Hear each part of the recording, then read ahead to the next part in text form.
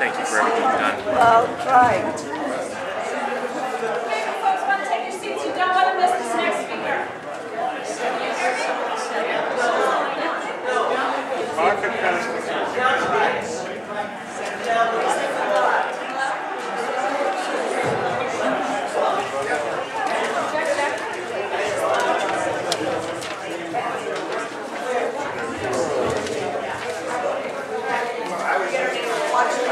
Tom Duggan is a former member of the Lawrence School Committee and former political director for Mass Citizens for Marriage.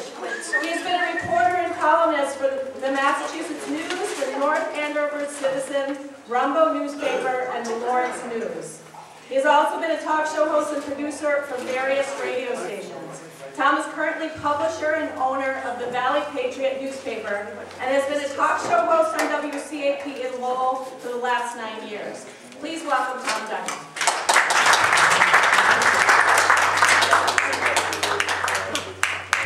Thank you.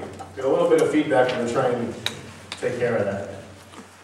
Appreciate everybody being here. A couple things that I wanted to talk about today. Actually, there's 3 things that I wanted to talk about. I'm probably not going to get to all of them. So before I get into the biggest part of my presentation, thank you. So before I get to the biggest part of my presentation, I mentioned a little bit earlier when Paul Craney and Mark Lombardo were up here speaking about circling the wagons and shooting in, and the Tea Party and conservatives eating our young. I can't stress enough, even though we talked about it a little while ago, how important that is. But I also want to bring up something that I think is just as important before we get into this. we've got a state senator up in our area named Katie Ives, Katie O'Connor Ives. When I first met Katie Ives, she came on my radio show and described herself to me as a left-wing tree-hugging liberal, and then asked me for my support. And I laughed about as hard as you guys did, right? So then I interviewed her, and I started talking to her. And it turned out that Katie O'Connor Ives, even though she was a Democrat running against a very conservative Republican named Sean Toohey, all of my Republican Tea Party friends jumped on board with Sean Toohey without investigating his background, investigating what he was really about. He was a Republican and they were going to support him. And when I finished interviewing Katie Ives, who is, by the way, has a 70% rating by Mass Fiscal Alliance, I think that might be one of the highest of any of the Democrats. Paul can correct me if I'm wrong about that. But I bring this up because I ended up campaigning for Katie Ives, and I'm going to, this year, end up campaigning for her again, as well as State Auditor Suzanne Bump, and I want to tell you why. I am probably to the right of everybody in this room. I know Vandover team suspended from her ball. What happened? The video's trying to jump me first. And then I want to tell you why. You know, when you get a state auditor like Suzanne Bump, and she goes up there. The sober driver is among those now being punished. She goes out there and she commissions a study and she does an audit of the EBT program. And she released her audit of the EBT program and was attacked by the government Deval Patrick administration. They basically said she was lying, she didn't do it right. She stood by her ground as a Democrat. She was able to get something accomplished that a lot of Republicans, most Republicans, would never be able to get accomplished, even if they won that position, because she's a Democrat. And Katie Ives, our state senator, can stand up at the Senate floor, and she can champion things like public records, and the public records law. And we're in court on 2 different cases right now on public records. I can't tell you how helpful Democrat, left-wing, tree-hugging Katie O'Connor Ives has been. Because she's a Democrat, when she introduces legislation that a Jim Lyons or Mark Lombardo would submit, it doesn't get buried in committee because they need her vote. They need her vote on budget stuff, they need her vote on all the other green energy stuff, all the left-leaning stuff that the Democrats love to embrace. So when I had the opportunity to look at Sean Toohey and Katie O'Connor Ives, and this year when I have an opportunity to vote for Suzanne Bump versus whoever the Republican's going to be, I see tremendous value in not tagging Democrats. It's not the Democrats that are the enemy. It's the Democrat leadership that's the enemy. And if you talk to any moderate Democrat or even a conservative Democrat in the state, they will tell you that there are many more state representatives and state senators who are Democrats, who are conservative, or who are moderate, but are afraid to vote the way Katie Ives votes because they want a leadership position or they don't want to get attacked by the leadership. So I wanted to start off with that, and I know most people will probably disagree with me. Again, I'm to the right of most people here. I'm pro-life. I don't even make exceptions for rape and incest. I'm pro-death penalty. I'm anti-tax on almost anything you can imagine. However, we're never going to get someone who's 100% agreeing with us all the time. And when you have someone who's a Democrat who has conservative values, who's willing to stand up and fight for those values, there's a tremendous value to that because the Democrats need them on their side on other stuff. And they're going to have to let the bill that and right now our bill, and I forget the number, I apologize, but our bill on public records is making its way through the committee. It's going to get a vote. We have a public records law in this country, in this state, I'm sorry, that basically doesn't mean anything. It means nothing. It says that if you submit a FOIA request, public records request, that your local mayor, your local state representatives, your local government agency has to give you the documents within 10 days. We did that about 1.5 years ago with Lawrence Mayor Willie Lantigua, who was smart enough to read the statute and realized that there was no penalty. The legislatures, the lawyers, the legislative lawyers wrote a public records law to make it look as though the public has the right for transparency, to get copies of public documents about how your public money is being spent. And they never put in an or else. So in other words, we have Lawrence Mayor Willie Lantigua, receives my public records request for how much money certain lawyers are making off of the taxpayers in Lawrence, and he basically refuses to comply. We sent a letter to the Secretary of State's office, and they sent him a really harshly worded letter. Bad, really, Antigua. Bad. Give him the documents. And of course, he ignored it. We got a letter from the Attorney General. Bad, really, Antigua. We're ordering you. And of course, they're ordering him with no authority. Because there's not one thing in our public records law, Mass General Law, Chapter 66, that says if a public official refuses to give you the documents, what happens? Nothing. So we spent about $43,000 in the last year and a half. The Valley Patriot has been seeking public documents. We've gone into court in Lawrence Superior Court. We have an order from Judge Murtaugh, who said, Bad Willie, you better give him the documents. And he violated 3 of those orders. We then ended up in front of another judge, Judge Robert Canetta at Lawrence Superior Court, who again said, Bad Willie, you better give him the documents. But there's never an or else, because in the statute, they never put a penalty. Now imagine if there was no penalty for paying your taxes. Like, you have to pay your taxes, but if you don't, that's okay. Rape is bad, but if you rape, it's against the law. But if we catch you raping someone, there's no penalty. See, a law isn't really a law unless there's a penalty for violating it. So our Mass General Law, Chapter 66, isn't really a law. It's a suggestion. It's a suggestion to local officials, it's a suggestion to government officials, to please give the documents if someone asks for it, but if they don't, that's okay. It's Katie O'Connor Ives, the Democrat, and Democrat Diana Dzoglio in North Andover, and Republican Jim Lyons in Andover, 2 Democrats, 1 Republican, who are pushing to get a penalty to our Mass General Law, Chapter 66. If you really want to make a difference, stop picking up the phone or sending emails to your state reps and saying, we need, and I don't care what the language is, but we need some kind of penalty. So if an elected official, a public official, refuses to comply with a public records request, it's not the taxpayers that should have to pay a fine. It's the specific individual who is in charge of the documents who refuses to turn them over that should get a fine. And that's what we're pushing for. So I wanted to start with that before we get into the big stuff. That's still going on. Just give me 1 second to figure out which one that is. I suspect.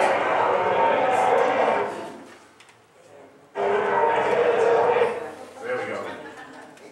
Nesson is terrible. I'm going to have to just cut Nesson out of the project. I want to show you a couple of videos. How many here remember the story not too long ago, maybe about 3 or 4 weeks ago, about North Andover high school volleyball player Erin Cox, who was suspended from her volleyball team as captain because she drove her drunk friend home from a drinking party. Anybody? Oh good, everybody knows the story. You're going to love this. So let's watch the first video. This is from CNN. Local girl, Erin Cox from North Andover, my hometown where my office is. And I just kind of want you to pay attention to the language that's being used and her side of the story that's being told. Sure, we had it all queued up. The other one was running when it didn't work. A teen who went to pick up a friend who had too much to drink ended up getting in trouble herself. Police showed up at the party that Erin Cox went to get her friend. Her mom says police cleared her and agreed that she was not drinking, but she was suspended from the volleyball team and demoted from her role as captain because of her school's zero-tolerance policy for student leaders on alcohol and drugs. We've raised our girls, you know, to be kind, loyal, compassionate, and to always be there if someone is in need. If a kid asks for help from a friend, you don't... By the way, this is Wendy Murphy, you know, the famed attorney Wendy Murphy. She's big on fighting for the victims of child molestation, victims of domestic abuse. Very famous, very well known. She was representing the Cox family in this. I want that friend to say, sorry, I can't help you. I might end up in trouble at school. She did what she thought was right. And by the way, one more thing I want to point out. Can you read this at the bottom? Teen who drove friend home suspended? Just want to point that out. Proud of her for that. Emily filed a lawsuit over this and started a petition. District officials are not commenting. So that was CNN. We bounce over to Fox. And this is one of the local Fox affiliates, but the Fox National, all the Fox affiliates carried it. Fox Boston here carried it. All right, Julie, thank you very much. This next story has a lot of people talking. A high school student in Massachusetts is being punished for making sure someone didn't drive home drunk. 17-year-old Erin Cox says she got a call from a friend who had been drinking and asked for a ride home from a party. Well, Erin drove to the house to pick her up. Then moments after she arrived, police showed up and they busted several kids for underage drinking. The school has since demoted Cox from captain of her volleyball team and suspended her for 5 games. If a kid asks for help from a friend, you don't want that friend to say, sorry, I can't help you. I might end up in trouble at school. School officials say the 17-year-old was in violation of the school's zero-tolerance alcohol and drug use policy. Really interesting because North Andover doesn't have a zero-tolerance policy. Right? We all sat there and we watched for Our 5 student being punished for trying to do the right thing. Sorry, this was also Good Morning America. It was on Fox, MSNBC, ABC, CBS. It was in the Wall Street Journal, the LA Times, the New York Times, the Boston Globe. It was covered by every major television station, every major newspaper, every major radio station. All of them, including my radio station. The problem is, none of it was true. Not only was she not driving her friend home because she was driven home by her parents after the cops showed up, not only was there no zero-tolerance policy in North Andover, but Erin Cox last week walked into Lawrence District Court and pled guilty to not only being present at the underage drinking party, but having consumed alcohol at the underage drinking party. Now, this is a story that was not leaked to the press by the school. When I first saw this story, my first thought was, oh my God, somebody leaked a story about an underage minor on television, and now this poor girl has to be nationwide about this accusation against her. She's never going to be able to get her reputation back. I was aghast by it, until I realized, after watching the 4th and 5th, and by the way, you notice they all use the same quote from Wendy Murphy, the same B-roll footage of the high school, and these are competing radio stations, newspapers, these are competing television stations, all using the same exact information. This wasn't a case where a high school kid was outed by the school, or someone in law enforcement leaked it to the press. This was a situation where Erin Cox's mom went out and hired famed attorney Wendy Murphy to shame the school into changing their decision. Because a year earlier, our football coach, Coach Rafferty, was fired by this very North Andover high school, very same high school.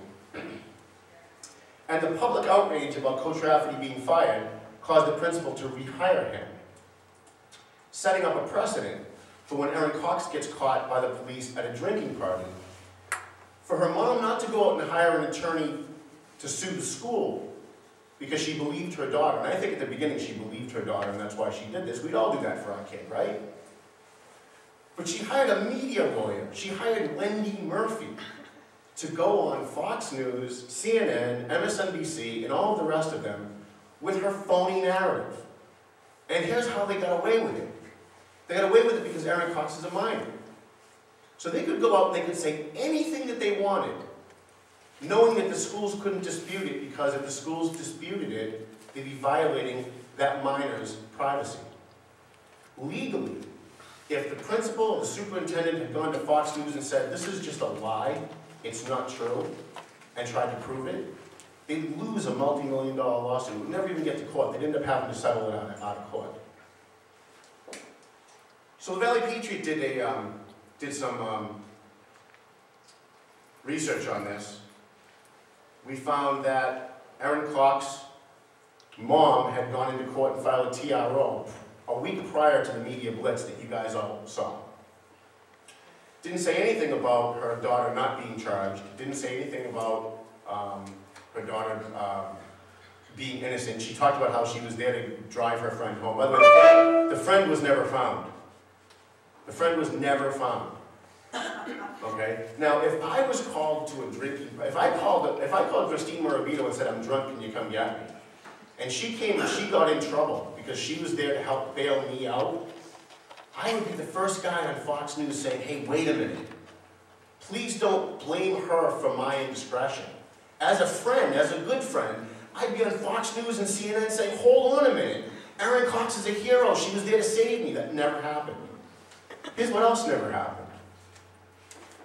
Not one member of the press, CNN, MSNBC, LA Times, Wall Street Journal, Boston Globe, not one bothered to pick up the phone, call the North Andover school system and say, do you have a zero tolerance policy? Can we have a copy of it? We'd like to actually work it into our story. Not one. So they took the story of an attorney who represented one side of the story, who fabricated a zero tolerance policy that didn't exist, who said that she was only there to pick up a drunk friend that didn't exist, who said that she was being treated unfairly by the school, which wasn't true, and that Erin Cox was a good kid who didn't drink. And not one of them picked up the phone to find out if it was true. They took the story, put it on television, and the other news outlets saw Fox run the story and said, oh, we need to run this story too. And they didn't do their homework. And they ran with the same story, with the same lies, of a zero tolerance policy that didn't exist. They ran with the same story of this poor girl who was being victimized by a school system that was out of control. How does this happen in a free country? How does this happen? We watch the news and we expect that what we're watching is real. So myself, and I'm on the radio, Jeff Cooner on RKO, we see the story initially and we go on the radio and we're calling for the superintendent's head. We're calling for the principal's head. In fact, I offered on the radio to organize a recall petition against the school board members because they sat silently through the entire thing and had nothing to say. Until we started doing our own homework. And North Andover Patch did their own homework. They actually were the first ones to start to break this. They actually did something revolutionary in this business. They picked up the phone and called Superintendent Hutchinson and said, can you show us your zero tolerance policy? Here's the North Andover Patch story. It's dated, if I can't see the date, October 15th. October 15th was right in the middle of all of this media blitz that was going on. And even after they published this online, Fox News and CNN and MSNBC continued to run their stories about a zero tolerance policy that had already been proven not to be true. Because if they come out and say, oh, by the way, we're going to tell this story, but we have to change something, there's no zero tolerance policy in North Andover, it's not really that much of a story anymore. We as conservatives have started to think like liberals because we're in a liberal media outlet. We're in a liberal media environment. So we start to have knee-jerk reactions the way liberals have knee-jerk reactions. And we have these certain dog whistle phrases that we respond to without even thinking about it. Zero tolerance policy is big in the conservative movement. I think zero tolerance is ridiculous. I think most people here probably think it's ridiculous. But nobody bothered to do the homework. We heard zero tolerance, Fox News heard zero tolerance, Wall Street Journal heard zero tolerance, and they just ran with it. This wasn't a case where this young girl was outed by an evil school system or even an evil media. This was a situation where the parents and the lawyer put this 17-year-old girl out there with a false narrative. And then when the Valley Patriot came along and actually did the work, did the homework, what we found out was what they were really trying to do was make this about Title IX, sex harassment. What she claimed in a temporary restraining order that nobody in the press was, it was right there in the court. We went down to Lawrence District Court. In fact, Alan Mills, my attorneys here, went down to Lawrence District Court on my instructions, and I told him, go down and find every document you can find about Erin Cox and the Erin Cox situation. He came back with a packet this thick. It was a temporary restraining order that the mom had filed against the school. What she was trying to do is stop the school from suspending her daughter from the volleyball team until she could file a lawsuit. She was turned down. She was turned down in the first court because it was the wrong court, the second court because Wendy Murphy never showed up. Her attorney never showed up, so they threw it out. And within the documents of this TRO complaint that they filed, right here you see, it was about Title IX.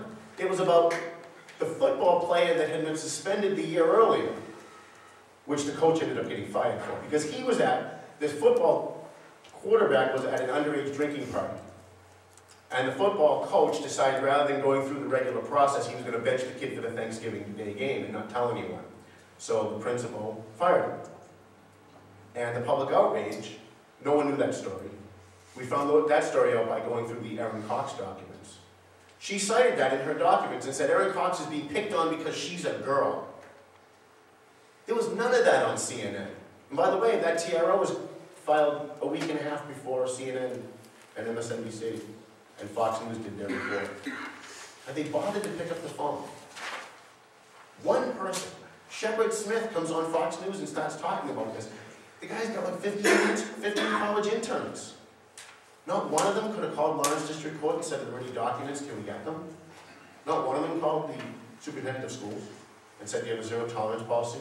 We want to look at what we're reporting before we report it." This is what we're consuming. When we're looking at the liberal media, and I saw the buttons, the liberal media, most of the media is liberal. But they've learned that we respond to the same dog whistle type stuff as liberals do. Liberals respond to things like green energy. Right? You talk about equality, you talk about racism, you talk about income inequality. Those are all buzzwords that liberals, like a dog whistle, will immediately run to. And they'll defend whoever's talking about it even before they do their homework. We have to stop doing what the liberals are doing. The only difference is we have a different opinion. We have zero tolerance. Fox News has zero tolerance. They didn't even bother. They didn't bother to look it up. They ran with it because it fit their narrative, our narrative. And at the end of the day, liberals know this. I've seen at least 5 stories in the last 2 years that the liberal DNC, the Democrat National Committee, fed these bogus stories out to conservative media, watch people run with it so they could come out later on and say, "Look, it wasn't even true." And then they come out with their proof and say, "It was all a hoax." Look at those idiot Tea Party people. Those idiots at Fox News. They don't know what they're talking about. And they destroy our credibility, but they use us to do it. I mean, we're complicit in this because we're not thinking. If you take nothing away from what I speak about today, we need to question everything, not just the other side. When we're reading a conservative, when you read the Valley Patriot, I publish the Valley Patriot, and I say this on the radio all the time, okay? You know what I want you to do when you read my newspaper? Don't believe any of it. Go online and look it up. Do some cross-referencing in your free time. If there's a story in here that you find particularly compelling, don't just repeat it to your friends, call into talk radio and say, "Oh, isn't that awful?" Do a little bit of research. I'm human, I get things wrong too, right? Sometimes I, like everyone else, answer those same types of dog whistles. Whether it's voter fraud, whether it's zero tolerance, whatever the issue happens to be on the right that we care about, that we embrace, we have to make sure we have our ducks in a row. Because it's the liberal media that's going to define us if we get it wrong. By the way, not one media outlet other than Barstool Sports this morning, since we came out with our story that Erin Cox confessed to not only being at the drinking party, but drinking at the drinking party, not one legitimate news outlet other than Barstool Sports bothered to correct what they told you for 5 straight days. There are people going about their lives believing certain things because they saw it on the news and it must be true. I'm here to tell you, most of what you see on the news isn't true. If it is true, it's worked into some kind of an agenda so that the story is really about something else. I had somebody, a conservative, unfriend me on Facebook and attack me on Facebook because I was being mean about poor Erin Cox. We were all kids. We've all made mistakes. You're ruining her life. That's a conservative who is having a knee-jerk reaction to emotion the way liberals do. Because we're all people, we all have emotions, and liberals know how to play on those emotions. But it wasn't Tommy Duggan that ruined her life by calling her out and finding out that she lied. It was Erin Cox who ruined her life by lying to her parents, lying to her attorney, having her mom go out and spread this false narrative, having her lawyer, who I'm convinced knew at least some of this wasn't true. She certainly knew that there was no zero tolerance policy when she went on CBS and NBC and MSNBC and Fox News talking about a zero tolerance policy. As the lawyer, she didn't even do her homework. She created a media narrative. Yeah. Quick question, man. After she filed that paperwork in the correct court, and she did not show up, did she ever show up in court ever again for this? No, the Judge Kennedy gave her, I think, was it 10 days, Alan? Gave her 10 days to come back and refile. She just totally evaporated. But Totally you're talking about evaporated. Wendy Murphy evaporating. Yeah, Right. That's right. And Wendy Murphy also totally evaporated from this story, as she did with the Duke lacrosse case. Wendy Murphy was the one that was claiming the Duke lacrosse kids had gang raped some girl and went out and fed this narrative to the liberal media. See, she's a media person. I don't think she's driven by ideology. She's driven by her client. If she's got a client that's got a conservative message, she'll use the conservative media to help her client shame the other side into settling. And if it's a liberal narrative, like Duke lacrosse, well, it's the war on women, right? We'll give that to MSNBC and CNN. Let them run with it. And they didn't do their homework either. Yes. Part of the story was the policeman wrote a letter saying her story was true. Is that true? Was there a letter? Yeah, well, I'm glad you brought that up. Watchdog police officer Brian Neely, let's see if I can find it here. Probably can't read that. Wrote a email. This was one of the things that was used in court for the TRO. It was also used in almost every story, although I don't think it was in the 2 stories I showed you. Boston Police Officer Brian Neely, who was there and charged the 41 students that were at this underage drinking party, wrote an email to the school on behalf of Erin Cox that basically said when he arrived, she had no alcohol on her breath, she seemed steady on her feet, and she seemed as though she had not been drinking. He didn't send it from a Boxford Police Department email account, though. He sent it from his personal email account. And he didn't say she wasn't drinking. He didn't back her story that she was there to pick up a friend. He reiterated that she told him that she was there to pick up a friend. And that was twisted in the media later on to say that the police officer backed her story she was only there for a friend. Well, how could he know that? He arrived a half an hour or an hour after she did.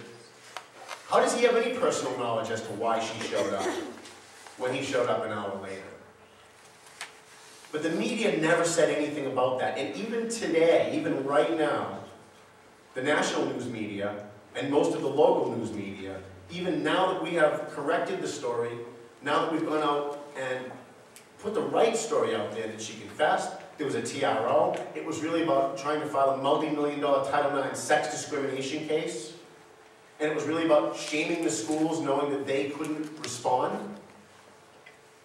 Only Barstool Sports, and it was just this morning, Barstool Sports has if you go to barstoolsports, I think, .com or Barstool Sports Boston, we're their lead story, congratulating us for at least doing our homework. I don't do this for congratulations. I do this, what I do with the Valley Patriot, is to hold other members of the media more accountable. Because if they see that there's a guy out there that can shame them by writing the real stories, and it's going to make them look bad because they're not doing their homework and not writing the real stories, I'm hoping, and at least locally it's made a little bit of a difference, that they're actually going to start doing their homework. Somebody else had a question? Are you done? Because we only have 12 more minutes, Okay. so I know you have a lot more material. No, I have tons, but I'll take, I think the reason I wanted to go through this is because this is just one example. I could come in here and give you 2 more hours of 20 more examples just in the last 2 months of stories you've seen on TV that aren't true. How do we fight it? First of all, if you want to be a citizen journalist, just start doing some homework. And it's really easy. Google, call your local school board, call the local court. You see a story that might interest you, that you want to report on, that you think maybe, sounds like they're not really telling us the whole story here. There's an accusation against a guy, but we don't know. You call the court. So are there any documents on this? They're cheap. Alan, how much did it cost us for those documents? About $30. $30 it cost us to get this TRO as the best publicity we ever got. It was the best $30 I ever spent. CNN didn't do it.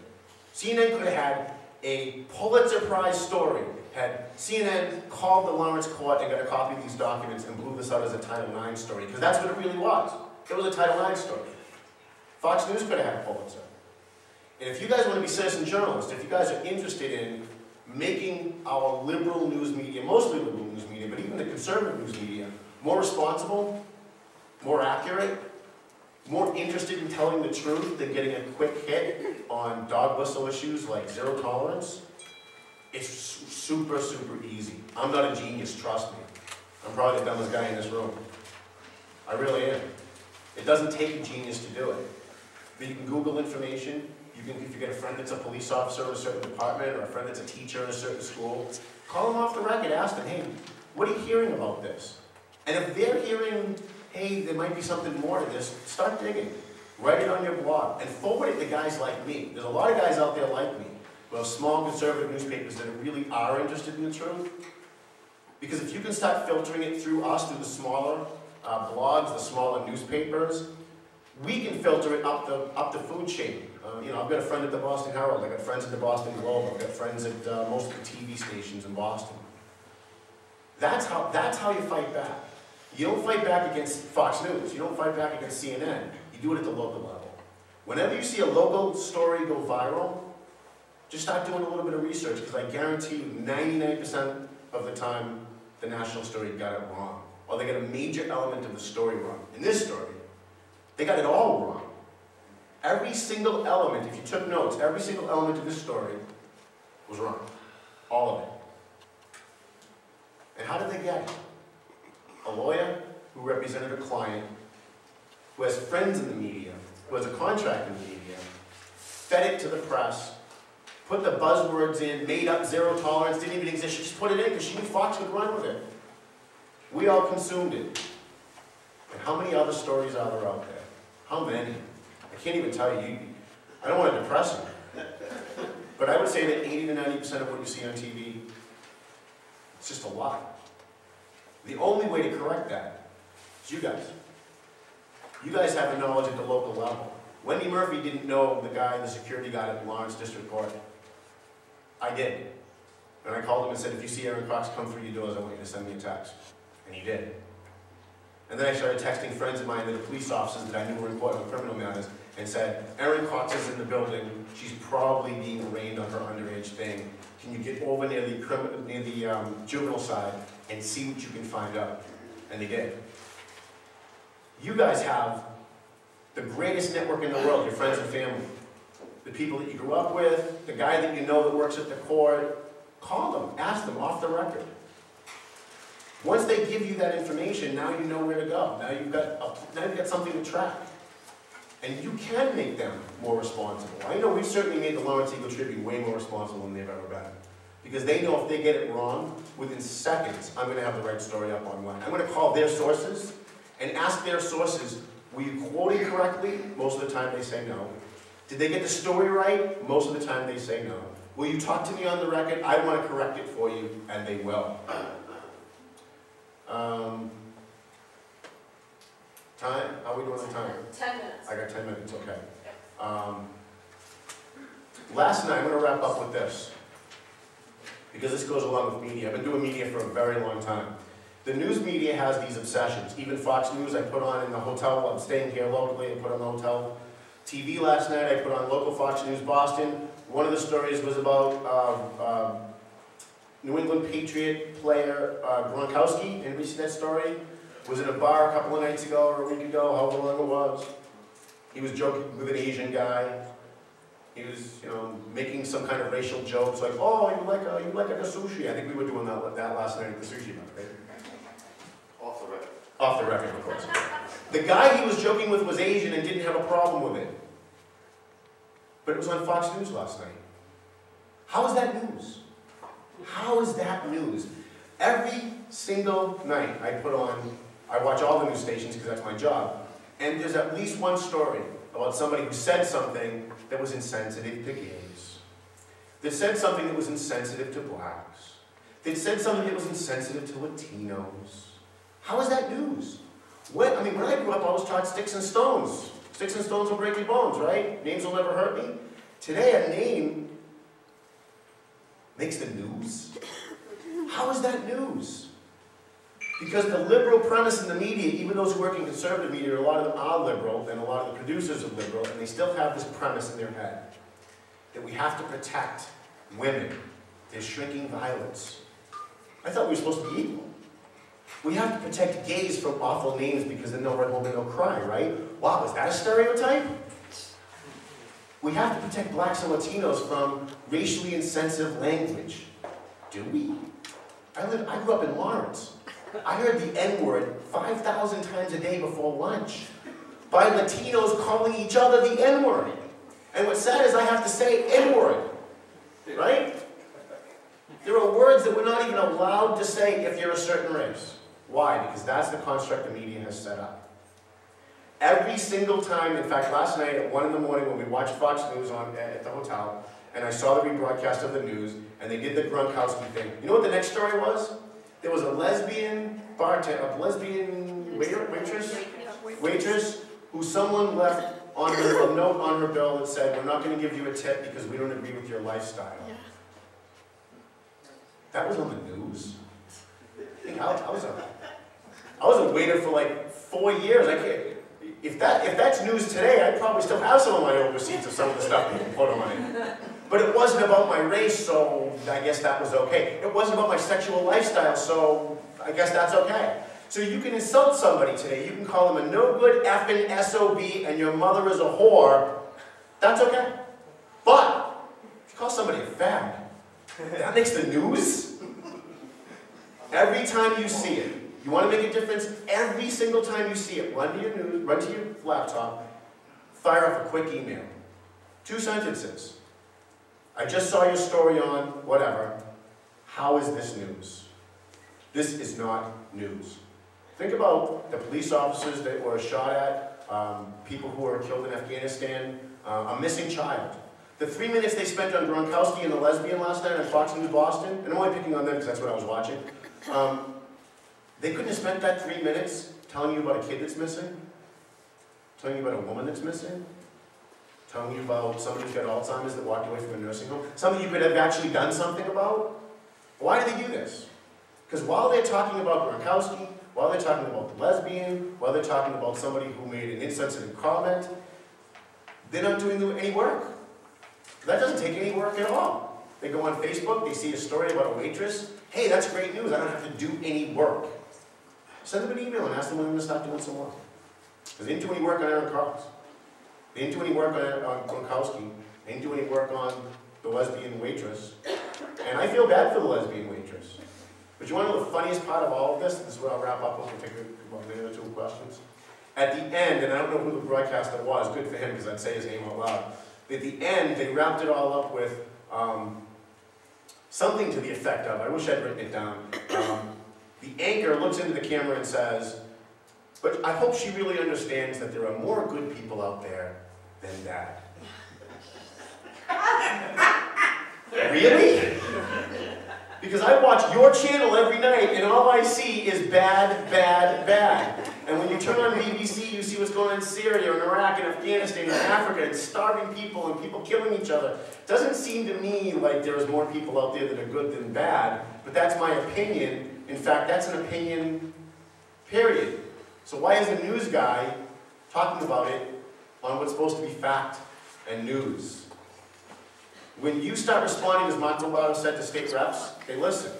When you send emails to the Eagle Tribune, the Boston Globe, the Boston Herald, Fox News, CNN, they listen. If they get 1, they probably won't. If they get 5, they stop paying attention. If they get 20, 25, 30, they start changing the way they broadcast. They start changing the way they cover stories.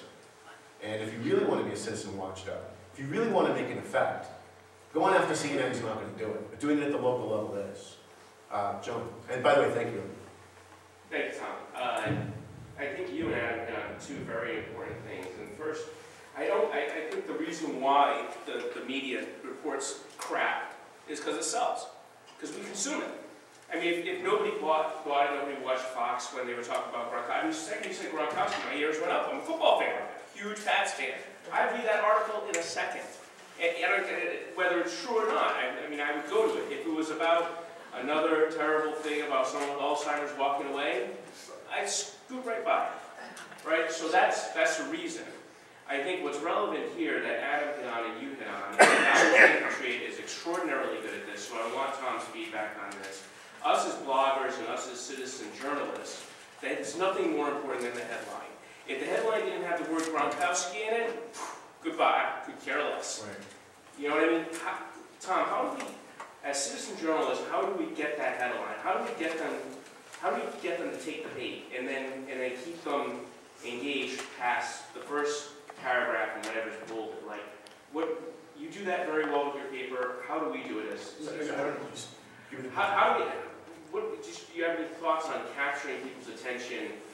The reason why those articles sell is because the headline is very good. The headline captures your attention. You have thoughts on, and Adam said, you know, the headline that he writes is the hardest part for him to write. That's because you have to capture people's attention in a very small amount of words. Do you have any thoughts on anything that you use to do that, or what advice you can give us on capturing people's attention from the headline to get them to read more into what we're writing so that it is as engaging as Gronkowski says a not a nice thing to somebody and therefore you should read it or something like that? Well, there's a few things that always sell. Sex, puppies, children. All right. There's some Valley Patriots in the back. State Senator Bruce Tarr helped us with the PAWS Act. No matter whether you're a liberal or you're a conservative, whether you're a Democrat or an independent or a Republican, most people like dogs. Most people love puppies. Most people respond to sexy images. That's why they're everywhere. You pick up a man's magazine, Playboy, what's on the cover? Sexy woman. What's on the cover of Cosmo, ladies? Sexy women. Is that interesting? Sexy airbrush Right, well, sexy airbrush women nonetheless. So the knee-jerk stuff, that's what the liberals ply on. What I try to do is I try to play on that a little bit. We'll use puppies and we'll use kids and we'll use that kind of stuff. But I think this kind of goes to what you were saying. I don't know if you can see that. This is from, you guys keep getting told by the mainstream media there is no voter fraud. 2 words, certified forgeries. Let them say in front of me there's no such thing as voter fraud, because you know what I did? We have the most corrupt mayor in Lawrence, the most corrupt mayor in Massachusetts. His name is Willie Lantigua. Right? 96 forgeries on his nomination signatures.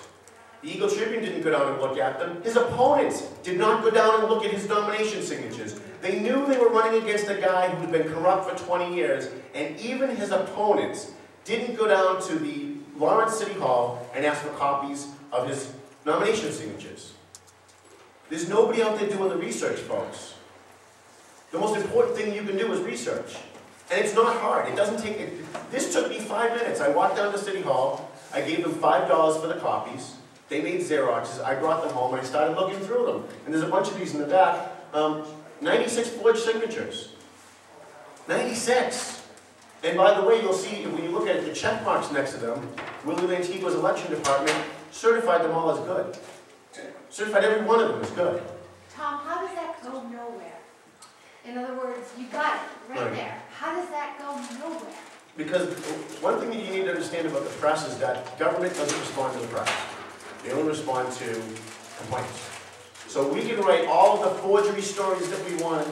We can write all the forgery stories we want, all the corruption stories we want. If his opponents don't file a complaint, it's not going to go anywhere. And if his opponents do file a complaint, it's probably still not going to go anywhere. But at least you filed the complaint and you move the football forward a little bit. So that has to be on call to action, at least until there is actually call up and complain about reading the page. You've got to do something about it. Right. Yeah, call us. I mean, call us, call your local newspaper, call your local radio station, say, hey, I got information. How did you determine they were forgeries? It's funny because I had an attorney call me and ask me that very question. He said, did you hire a signature expert? Did you? The reason I put it on the front page is because it's so obvious that all 9 of these were signed by the same person.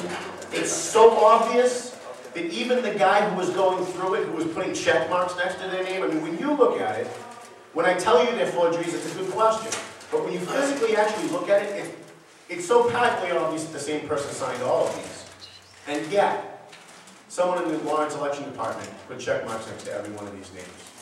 I guarantee you that's going on in every town that you live in. You have nomination signatures, candidates get lazy, their supporters get lazy, and go, oh, I know Christine, she probably signed my papers, I'll just put her name down. Wouldn't it be better if we just have a paper that you sign by the Secretary of State here in the state and just have money, like say, state representative, $500, state senator, $700, governor, $2,000, something like that? I'm not sure I understand the question. Well, that has taken place in, I think, in Maryland. In New Hampshire, you can either get the signatures or pay to get on the ballot. You have one or either. Yeah. You have either way to do it. Right. Yeah, I think You need to understand, the news media has sold us out. They've sold us out for ratings, they've sold us out for money, and they've sold us out for ideology. They can't be fixed from within. Even Fox News, which is better than all the rest, are still terrible. They're still terrible. They just look good compared to everybody else because they're less terrible. But let's not confuse that with good. Let's not say Fox News is awesome, because they're not awesome. When I put on Shepard Smith and his first 3 stories about Lindsay Lohan and Charlie Sheen and what was the other one? Those kinds of stories, that's not news, folks. That doesn't affect people's lives. That's lazy journalism. The only way it changes is with us at the local level. Thank you very much. I know I'm over my time. Everybody.